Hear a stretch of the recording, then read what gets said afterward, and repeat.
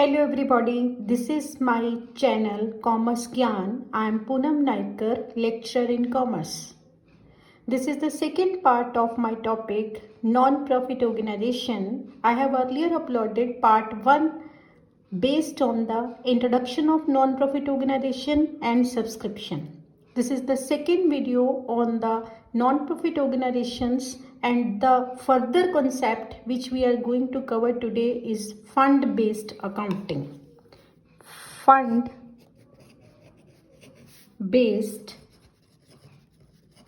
accounting.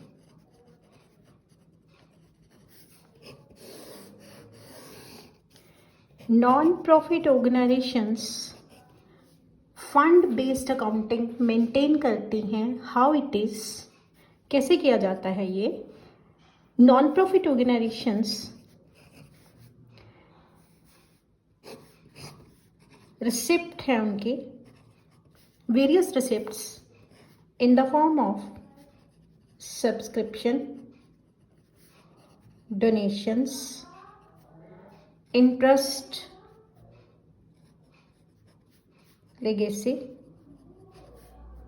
interest pay, etc. Similarly, non-profit organization has to make payments in the form of salary, rent, stationery,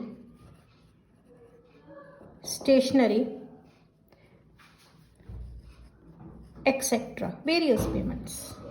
तो जब various payments करनी है तो non profit organisations अपनी expenditures और अपनी पेमेंट्स को मीट करने के लिए फंड बेस्ड अकाउंटिंग अडॉप्ट करती. फंड बेस्ड अकाउंटिंग क्या होती है ये फंड बेस्ड अकाउंटिंग? इनके एक्सपेंडिचर्स एक्सपेक्टेड होते हैं, मतलब अनएक्सपेक्टेड एक्सपेंसेस बहुत फ्यू होंगे जो अचानक ही कोई एक्सपेंसेस आ जाएगा.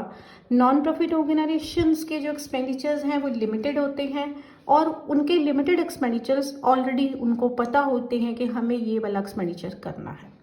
तो व्हाट दे डू, एक पर्टिकुलर एक्सपेंडिचर को मीट करने के लिए वो अपने प्रॉफिट्स को सेट असाइड कर लेते हैं, एक स्पेसिफिक फंड बना देते हैं और जब वो एक्सपेंडिचर्स इंकर होता है तब उस फंड में से वो एक्सपेंडिचर मीट किया जाता है.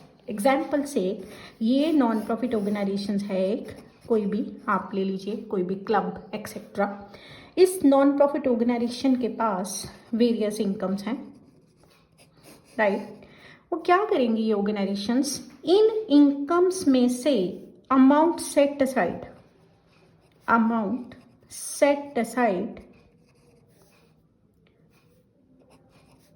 टू क्रिएट एनी फंड बना देंगे, अपने प्रॉफिट्स को सेट असाइड कर देंगे और उस प्रॉफिट को अलग कर देंगे और उसे एक स्पेसिफिक नाम दे देंगे. Like for example sports fund.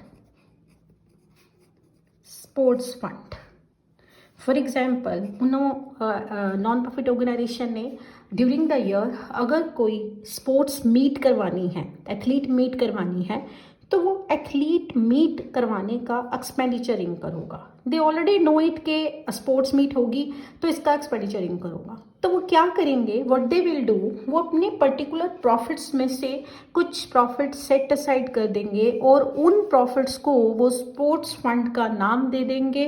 When the athlete meet और sports meet will happen and expenditure will be incurred, then those expenditure will be met out of that specific sports fund. Similarly match fund, culture programme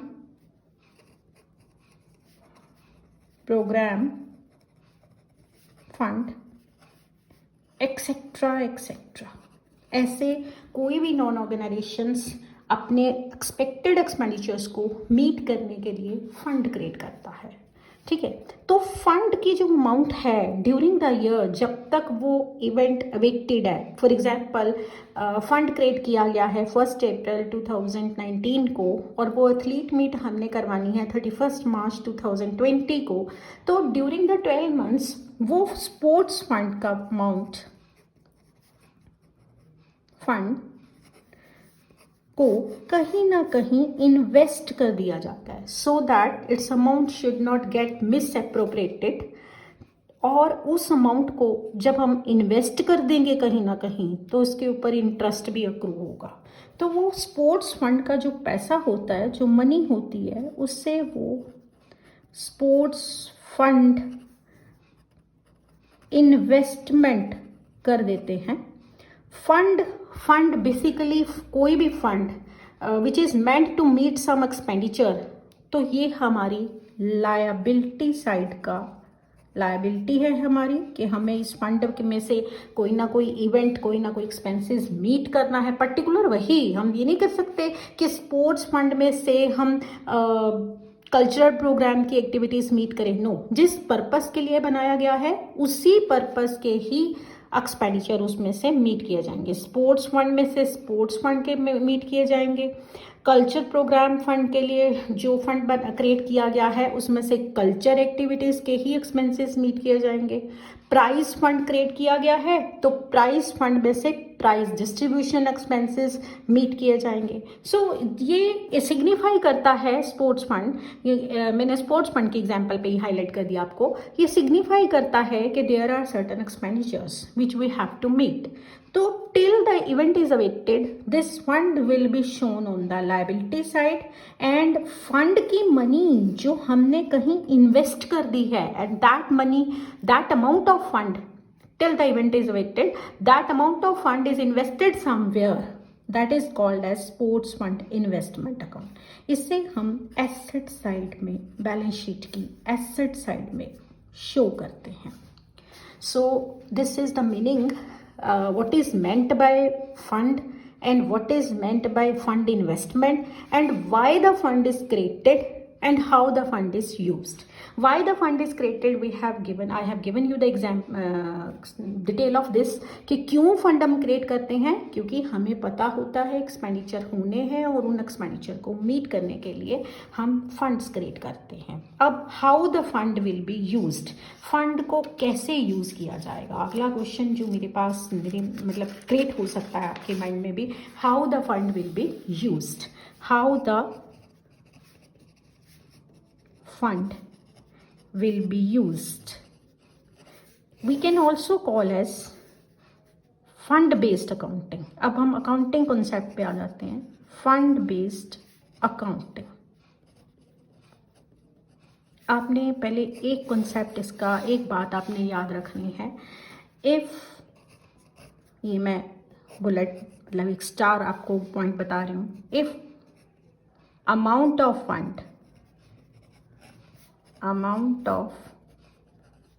fund is more than the expenditure,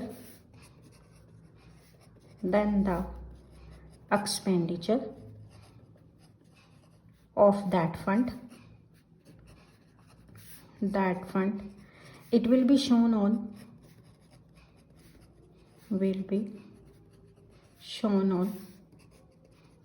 liability side. Fund greater then expenditure, अगर fund का amount, fund account जो है, fund amount है वो greater than the expenditure है, तो amount liability side में हम शो करेंगे। Second important point, if amount of fund is less than the expenditure, fund less than the expenditure, it will be shown on the expenditure side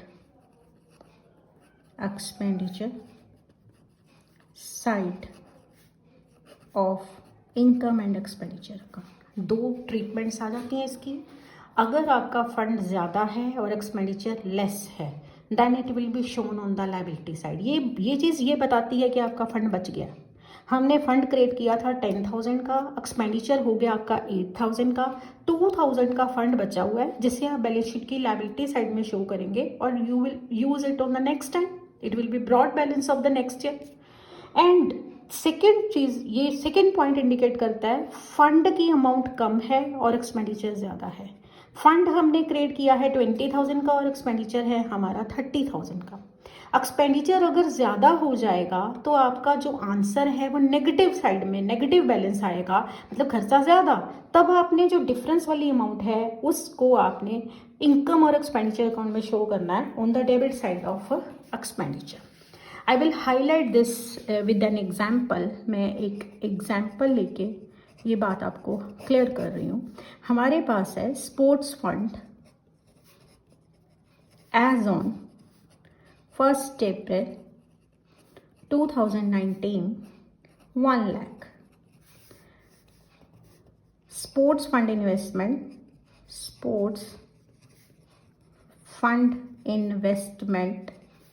is same date 1st April 2019, that is also 1 lakh. Interest on sports fund investment, ये sports fund investment के साथ हम आगे percentage लगा लेते हैं। 10% sports fund investment. Interest on sports fund investment received during the year 5,500। Sports expenses, sports event expenses 70,000 rupees. Donation for sports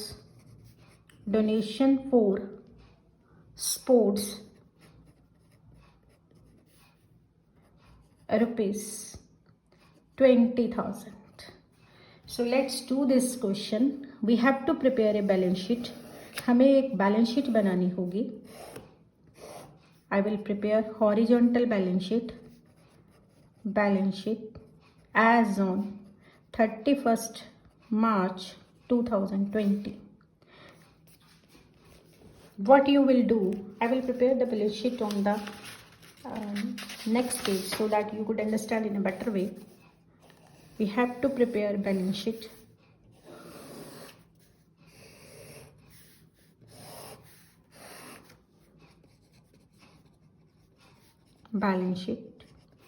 As on 31st March 2020, liabilities amount rupees, assets amount rupees. So what we will do, sports funds as on 1st April 1 lakh will be shown in the inner column. All addition and subtractions we will perform in the particular column and the net amount will be shown outside column, amount column. Add करना है, plus का sign देना है। Interest on sports fund, और जो आपका investment है always याद रखना एसेट साइड में सिर्फ एक ही अमाउंट आती है मोस्ट प्रोबेबली, वो है sports fund. This is an abstract of balance sheet, it is not a complete balance sheet, it is an abstract of balance sheet. Sports fund investment, जितना हमने fund create किया था 1 लाख का इस क्लब में, उतना ही उन्होंने इन्वेस्ट कर दिया 1 लाख। ये इन्वेस्टमेंट के आगे जो इंडिकेट किया गया है 10%, ये इसका रेट ऑफ इंटरेस्ट है। ड्यूरिंग द ईयर, पूरा साल 10 लाख अगर सपोज बैंक में डिपॉजिट रहे हैं तो हमें 10% इंटरेस्ट रिसीव होगा। ये 10% का इंटरेस्ट 1 लाख का, वर्किंग नोट्स मैं कर रही हूँ साथ साथ में, आपने एग्जामिनेशन में सीबीएसई बोर्ड ये प्रेफर करता है कि आप हर एक कैलकुलेशंस को वर्किंग नोट में दो। 1 लाख का 10%, 10,000 is the interest for the year. But we have given in the question, हमने जो क्वेश्चन फ्रेम किया है ये आपको साथ साथ दिखा रही हूँ। इस क्वेश्चन में हमें ये इंटरेस्ट 5500 गिवन है। ये 5500 गिवन है, मतलब ये इंडिकेट कर रहा है कि 55 मिल चुका है। तो इंटरेस्ट रिसीव्ड दो अमाउंट्स आ जाएंगी, एक तो 5500, टोटल इंटरेस्ट हमारा होना चाहिए 10,000 पूरे साल का होना चाहिए। 55 हमने रिसीव हो गया है और इंटरेस्ट अक्रूड भी है इस क्वेश्चन में। Interest accrued that will come as 45। 10,000 में से 55 रिसीव्ड है एंड 45 ड्यू है। ड्यू मीन्स अक्रूड है, हम इनकम के लिए वर्ड अक्रूड यूज करते हैं। अक्रूड है 45। इसका डबल ट्रीटमेंट आएगा, ये भी प्लस हो जाएगा, ये भी प्लस हो जाएगा। Interest accrued on investment, accrued on sports fund investment will also be shown on the asset side of balance sheet. Normally अगर इंटरेस्ट अक्रूड नहीं है तो इस साइड सिर्फ एक ही आइटम आती है, और अगर किसी क्वेश्चन में अक्रूड इंटरेस्ट फाइंड हो जाता है तो फिर दो आइटम्स आती हैं, रेस्ट सारी ट्रीटमेंट इधर चलेगी। आपको अगर पैसे मिलते हैं तो प्लस, अगर जाते हैं तो माइनस। तो हमें स्पोर्ट्स फंड के लिए डोनेशंस भी मिला है, जो कि मैंने क्वेश्चन में स्पोर्ट्स फंड में जो डोनेशन का अमाउंट लिया है वो 20,000 लिया है, तो वो भी आप प्लस कर देंगे। सिमिलरली जब हमने स्पोर्ट्स करवाई, स्पोर्ट्स एक्सपेंडिचर हो गए, that become 70,000।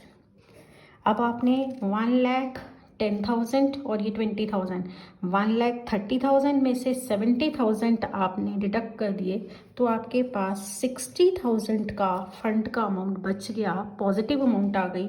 Sports fund greater than sports expenses, so we shown it. इसीलिए हमने उसे ये वाला केस लिया कि हमने उसे 60,000 अमाउंट को बाहर शो कर दिया। Let's take its another concept, इसी का ही एक और, जिसमें मैंने आपको बताया कि second part, if fund is less than the expenditure. ये भी आपको एग्जाम्पल से ही हाईलाइट करेंगे। स्पोर्ट्स, इसमें हम मैच फंड ले लेते हैं। Match fund 1 April 2019 50,000। Match fund investment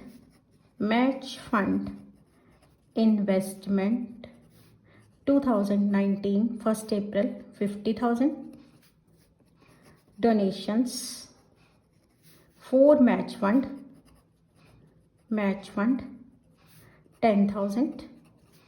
match fund expenses, match expenses that comes as 70,000।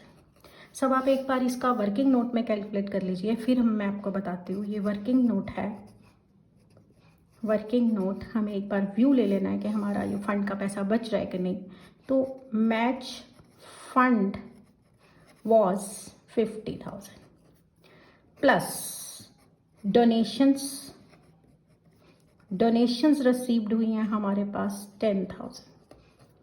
And अगर हम इंटरेस्ट भी ले लेते हैं, ये मैच फंड इन्वेस्टमेंट के आगे 10% इंटरेस्ट शो कर देते हैं, तो इंटरेस्ट भी हमें रिसीव हुआ। Interest on match fund investment 50,000 का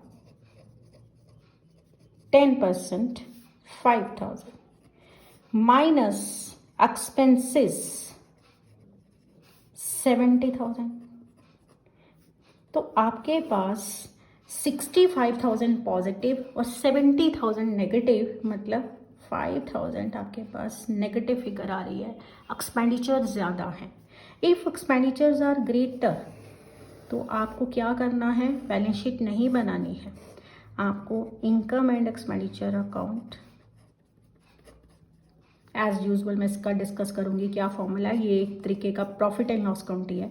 तो आपका जितना एक्सेस एक्सपेंडिचर आया है, मैच एक्सपेंस, आपने 5,000 जो नेगेटिव साइन के साथ आपका आ गया था, उसे आपने इनकम एंड एक्सपेंडिचर अकाउंट की डेबिट साइड में शो कर देना। So this was all about fund based accounting. I will conclude it, I am going to conclude it once again. I told you कि जो नॉन प्रॉफिट ऑर्गेनाइजेशंस होती हैं उनको अपने एक्सपेंडिचर्स पता होते हैं कि what type of expenditures they are going to incur, so they also make their accounting on fund based. Fund based मतलब वो अपने प्रॉफिट्स में से कुछ अमाउंट सेट असाइड कर लेते हैं और उस अमाउंट के साथ रिलेटेड वो सेट असाइड कर दिया तो उसको एक फंड का नाम दे देते हैं। अगर उन्होंने मैच के लिए सेट असाइड किया तो that will be match fund. अगर उन्होंने पुअर स्टूडेंट्स को स्टाइफंड देने के लिए सेट असाइड किया तो that will be poor students fund etcetera. तो जब वो फंड क्रिएट हो जाता है तब अकाउंटिंग के दो रास्ते निकलते हैं कि should it be shown on the liability side और it should be shown on the income and expenditures debit side. सिर्फ एक चीज याद रखनी है आपने, अगर फंड बच जाता है, fund is greater than the expenditure, खर्चा माइनस करने के बाद, तब वो आपका लायबिलिटी साइड में आ जाएगा। As I shown in this example, ये मैंने आपको प्रॉपर एग्जाम्पल लेके इसे शो करके आपको बताया है। If the expenditure is more than the fund, अगर फंड की मनी कम पड़ जाती है और एक्सपेंडिचर की अमाउंट ज़्यादा है, then it will be shown on the debit side of income and expenditure account. So if you like my video, if you understand what I am saying, I will always try to give you better information of what the knowledge I have, and I will share the whole of knowledge with you. I will give you the tips of solving the question also, how to solve the question, what will be the important points you should memorize, etc. Students, I always advise in my coaching centers also that you make a particular diary, एक leaves बना लीजिए जिसमें particular chapter के important tips और important points you note down it. So if you like my channel, if you understand all these things, please like, share, comment on my channel. Thank you. Have a nice day.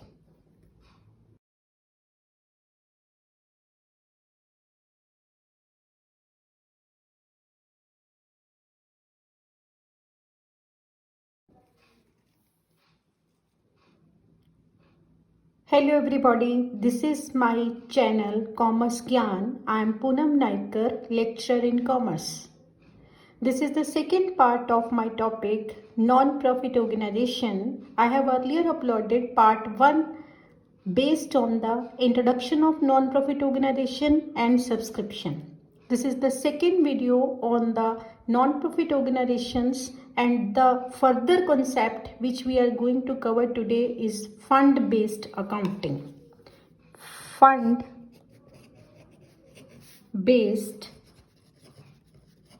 accounting.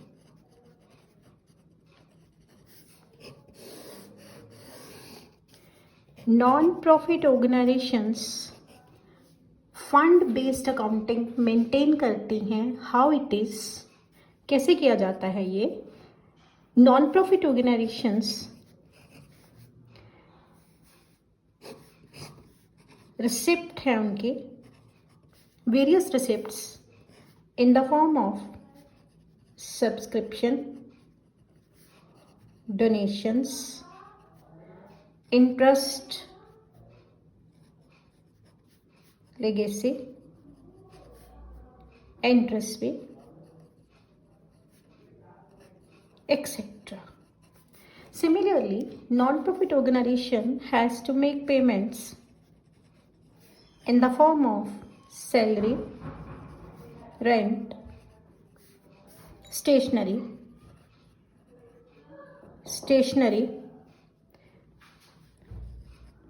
etc. Various payments. तो जब various payments करनी है तो non profit organisations अपनी expenditures और अपनी payments को meet करने के लिए फंड बेस्ड अकाउंटिंग अडॉप्ट करती। फंड बेस्ड अकाउंटिंग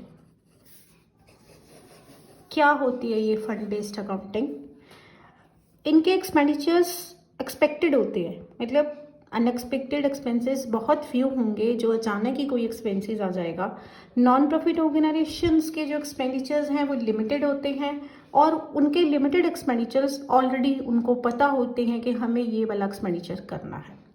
तो व्हाट दे डू, एक पर्टिकुलर एक्सपेंडिचर को मीट करने के लिए वो अपने प्रॉफिट्स को सेट असाइड कर लेते हैं, एक स्पेसिफिक फंड बना देते हैं, और जब वो एक्सपेंडिचर्स इंकर होता है तब उस फंड में से वो एक्सपेंडिचर मीट किया जाता है। एग्जाम्पल से ये नॉन प्रॉफिट ऑर्गेनाइजेशन है, एक कोई भी आप ले लीजिए, कोई भी club etcetera.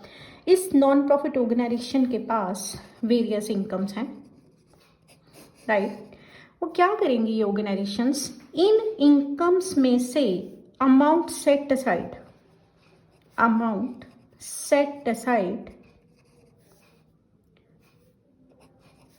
To create any fund बना देंगे, अपने प्रॉफिट्स को सेट असाइड कर देंगे और उस प्रॉफिट को अलग कर देंगे और उसे एक स्पेसिफिक नाम दे देंगे। Like for example sports fund. For example non profit organisation ने ड्यूरिंग द ईयर अगर कोई स्पोर्ट्स मीट करवानी है, एथलीट मीट करवानी है, तो वो एथलीट मीट करवाने का एक्सपेंडिचर इंकर होगा। दे ऑलरेडी नो इट के स्पोर्ट्स मीट होगी तो इसका एक्सपेंडिचर इंकर होगा। तो वो क्या करेंगे, व्हाट दे विल डू, वो अपने पर्टिकुलर प्रॉफिट्स में से कुछ प्रॉफिट सेट असाइड कर देंगे और उन प्रॉफिट्स को वो स्पोर्ट्स फंड का नाम दे देंगे। व्हेन द एथलीट मीट और sports meet will happen and expenditure will be incurred, then those expenditure will be met out of that specific sports fund. Similarly match fund, culture programme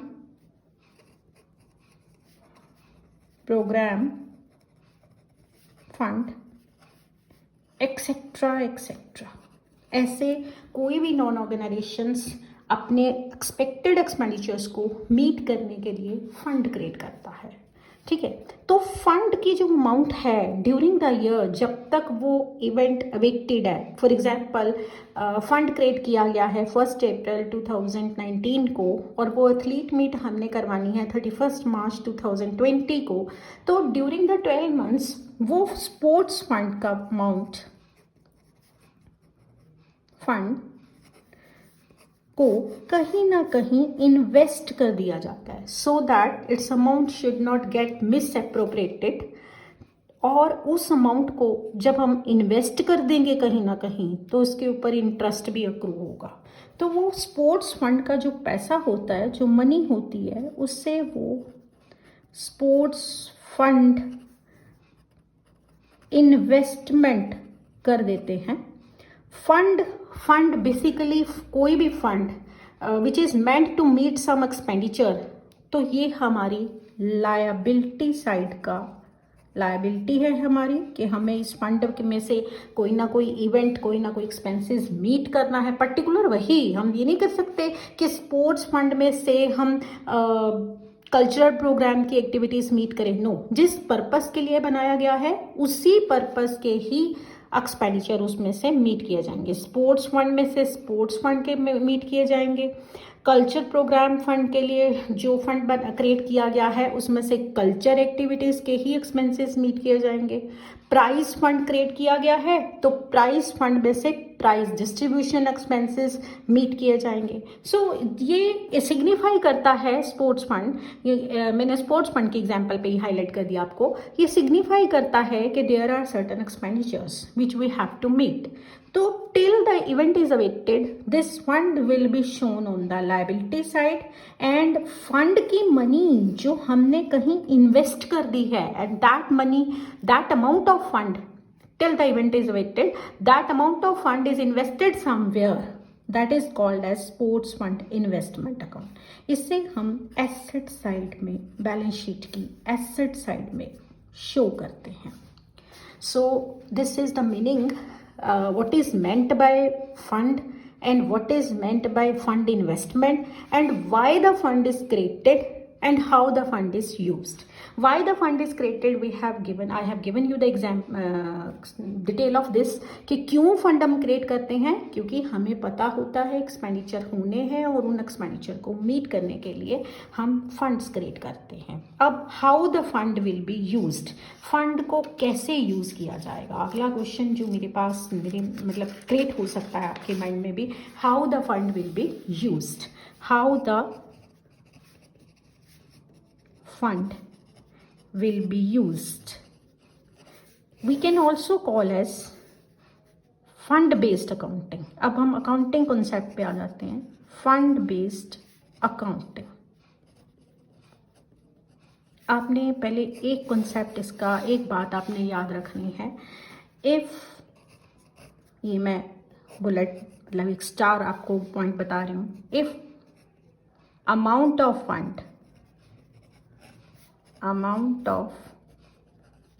fund is more than the expenditure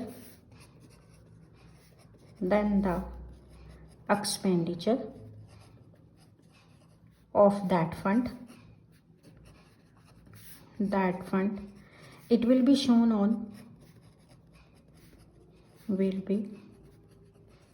on liability side. Fund greater then expenditure, अगर fund का amount, fund account जो है, fund amount है वो greater than the expenditure है, तो amount liability side में हम शो करेंगे. Second important point, if amount of fund is less than the expenditure, fund less than the expenditure, it will be shown on the expenditure side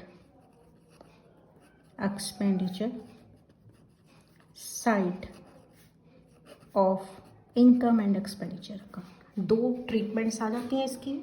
अगर आपका fund ज़्यादा है और एक्सपेंडिचर लेस है, then it will be shown on the liability side. ये चीज़ ये बताती है कि आपका फंड बच गया. हमने फंड क्रिएट किया था 10,000 का, एक्सपेंडिचर हो गया आपका 8,000 का, 2,000 का फंड बचा हुआ है जिसे आप बैलेंस शीट की लायबिलिटी साइड में शो करेंगे और you will use it on the next time. It will be brought balance of the next year. And second चीज़, ये सेकेंड पॉइंट इंडिकेट करता है फंड की अमाउंट कम है और एक्सपेंडिचर ज़्यादा है. फंड हमने क्रिएट किया है 20,000 का और एक्सपेंडिचर है हमारा 30,000 का. एक्सपेंडिचर अगर ज़्यादा हो जाएगा तो आपका जो आंसर है वो नेगेटिव साइड में, नेगेटिव बैलेंस आएगा, मतलब खर्चा ज़्यादा. तब आपने जो डिफरेंस वाली अमाउंट है उसको आपने इनकम और एक्सपेंडिचर अकाउंट में शो करना है on the debit side of expenditure. I will highlight this with an example. मैं एक एग्जाम्पल लेके ये बात आपको क्लियर कर रही हूँ. हमारे पास है sports fund as on 1st April 2019 1 lakh. Sports fund investment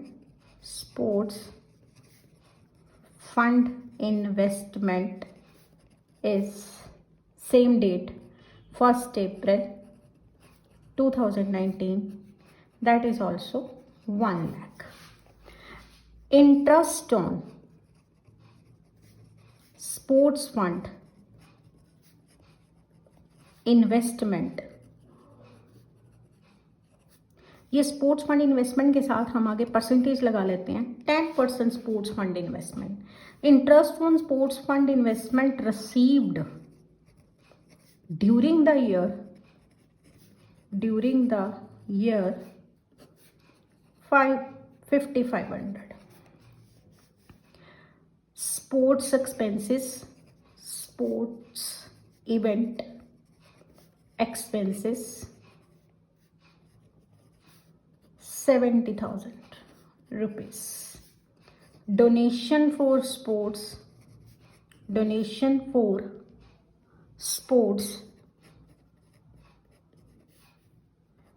rupees 20,000. So let's do this question. We have to prepare a balance sheet, हमें एक बैलेंस शीट बनानी होगी। I will prepare horizontal balance sheet as on 31st March 2020. What you will do, I will prepare the balance sheet on the next page so that you could understand in a better way. We have to prepare balance sheet.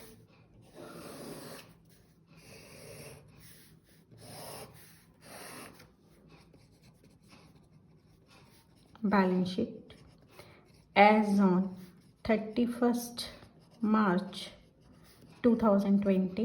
Liabilities amount rupees, assets amount rupees.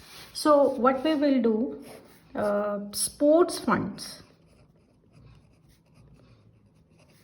as on 1st April 1 lakh will be shown in the inner column. All addition and subtractions we will perform in the particular column and the net amount will be shown outside column, amount column. Add करना है, plus का sign देना है, interest on sports fund. और जो आपका investment है, always याद रखना एसेट साइड में सिर्फ एक ही अमाउंट आती है मोस्ट प्रोबेबली, वो है sports fund. This is an abstract of balance sheet, it is not a complete balance sheet, it is an abstract of balance sheet. Sports fund investment, जितना हमने fund create किया था 1 लाख का इस क्लब ने, उतना ही उन्होंने इन्वेस्ट कर दिया 1 लाख। ये इन्वेस्टमेंट के आगे जो इंडिकेट किया गया है 10%, ये इसका रेट ऑफ इंटरेस्ट है। ड्यूरिंग द ईयर, पूरा साल 10 लाख अगर सपोज बैंक में डिपॉजिट रहे हैं तो हमें 10% इंटरेस्ट रिसीव होगा। ये 10% का इंटरेस्ट 1 लाख का, वर्किंग नोट्स मैं कर रही हूँ साथ साथ में, आपने एग्जामिनेशन में सीबीएसई बोर्ड ये प्रेफर करता है कि आप हर एक कैलकुलेशंस को वर्किंग नोट में दो। 1 लाख का 10%, 10,000 is the interest for the year. But we have given in the question, हमने जो क्वेश्चन फ्रेम किया है ये आपको साथ साथ दिखा रही हूँ। इस क्वेश्चन में हमें ये इंटरेस्ट 5500 गिवन है। ये 5500 गिवन है, मतलब ये इंडिकेट कर रहा है कि 55 मिल चुका है। तो इंटरेस्ट रिसीव्ड दो अमाउंट्स आ जाएंगी, एक तो 5500, टोटल इंटरेस्ट हमारा होना चाहिए 10,000 पूरे साल का होना चाहिए। 55 हमने रिसीव हो गया है और इंटरेस्ट अक्रूड भी है इस क्वेश्चन में। Interest accrued that will come as 45। 10,000 में से 55 रिसीव्ड है एंड 45 ड्यू है। ड्यू मीन्स अक्रूड है, हम इनकम के लिए वर्ड अक्रूड यूज करते हैं। अक्रूड है 45। इसका डबल ट्रीटमेंट आएगा, ये भी प्लस हो जाएगा, ये भी प्लस हो जाएगा। Interest accrued on investment, accrued on sports fund investment will also be shown on the asset side of balance sheet. Normally अगर इंटरेस्ट अक्रूड नहीं है तो इस साइड सिर्फ एक ही आइटम आती है, और अगर किसी क्वेश्चन में अक्रूड इंटरेस्ट फाइंड हो जाता है तो फिर 2 आइटम्स आती हैं। रेस्ट सारी ट्रीटमेंट इधर चलेगी। आपको अगर पैसे मिलते हैं तो प्लस, अगर जाते हैं तो माइनस। तो हमें स्पोर्ट्स फंड के लिए डोनेशंस भी मिला है, जो कि मैंने क्वेश्चन में स्पोर्ट्स फंड में जो डोनेशन का अमाउंट लिया है वो 20,000 लिया है, तो वो भी आप प्लस कर देंगे। सिमिलरली जब हमने स्पोर्ट्स करवाई, स्पोर्ट्स एक्सपेंडिचर हो गए, दैट बिकम 70,000। अब आपने 1,10,000 और ये 20,000, 1,30,000 में से 70,000 आपने डिडक्ट कर दिए, तो आपके पास 60,000 का फंड का अमाउंट बच गया, पॉजिटिव अमाउंट आ गई। Sports fund greater than sports expenses, so we shown it. इसीलिए हमने उसे ये वाला केस लिया कि हमने उसे 60,000 अमाउंट को बाहर शो कर दिया। Let's take its another concept, इसी का ही एक और, जिसमें मैंने आपको बताया कि second part, if fund is less than the expenditure. ये भी आपको एग्जाम्पल से ही हाईलाइट करेंगे। स्पोर्ट्स, इसमें हम मैच फंड ले लेते हैं। Match fund 1 April 2019 50,000। Match fund investment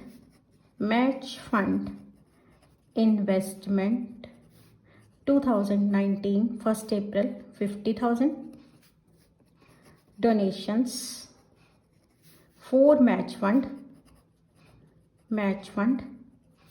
10,000। match expenses